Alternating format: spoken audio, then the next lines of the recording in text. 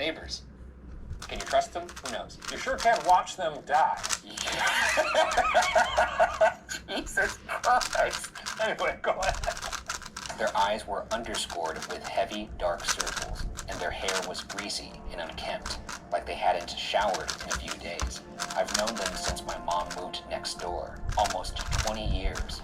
But the way they desperately clawed me into a hug when I got out of the car was unlike anything they'd done before. It wasn't excitement. It was fear. They do. But that's neither here nor It's there. neither here nor there. It's over there. It is behind the camera. The Helgersons wanted to talk to me before I went in to see my mom. I already knew about the scream, but they said that was now the least of their concerns. Since that night, the two of them had been taking turns watching my mom's place from their window 24 hours a day.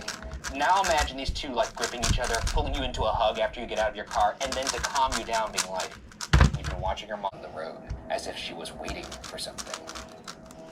The first night, when she was out in the road, I put on my boots to go see what she was doing, Max explained in a hushed tone, glancing over his shoulder at my mom's house, as if he was worried she might appear behind him any second. I started walking out to her, calling her name, but she wasn't responding, as though she couldn't hear me. That's when I slowed down. At that, Max just started shaking his head. Deb put her hand on his shoulder and took over. He got to the mail. He's spying on a old lady. I mean, she could get hit by a car if she keeps doing that at night.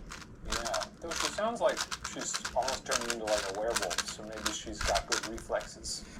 Max cleared his throat hard and picked the story back up.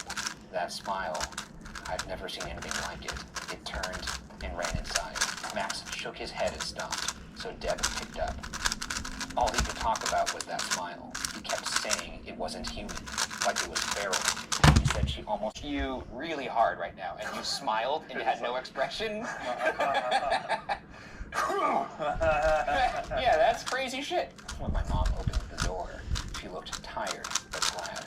I'd seen her tired plenty of times before, but this was a deeper exhaustion than I'd ever seen on her. We went inside and I mentioned what the Helgersons had said. I asked if she'd been leaving the house late at night. A glimmer of confusion bordering on anger crossed her eyes, but she blinked it away. She'd been waking up in the middle of the night and having a hard time getting back to sleep, so she was taking some